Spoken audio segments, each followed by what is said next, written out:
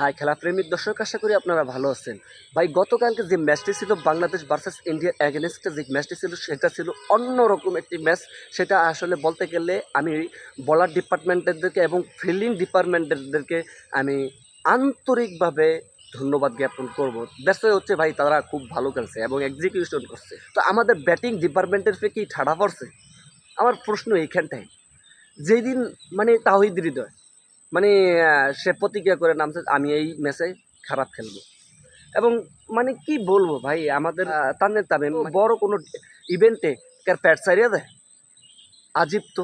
সেই সাইফ হাসান 69 রান করলো, অনেকগুলা ক্যাচ ড্রপ করেছে কিন্তু 69 রান করছে। যাই হোক, সেই সাইফ হাসান অ্যাগ্রেসিভ খেলা খেলছে, তো তার সাথে কেউ সঙ্গ দেওয়ার মতো কোনো প্লেয়ার ছিল না।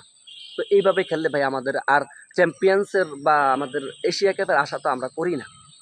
তো আমরা মাইটি ইন্ডিয়ার সাথে যে ভালো খেলছি এটা ঠিক আছে, আমরা মানি, কিন্তু বলার আমাদের ব্যাটিং ডিপার্টমেন্ট থেকে ঠাড়া পড়ছে অলরেডি। তো ভাই আজকে পাকিস্তান আর বাংলাদেশের খেলা, তো এইভাবে খেললে আপনারা উপহার দিয়েন না, আমাদের কষ্ট দিয়েন না।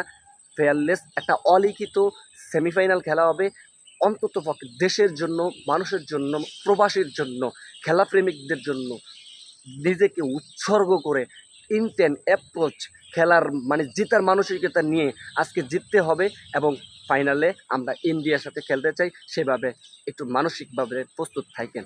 That's all.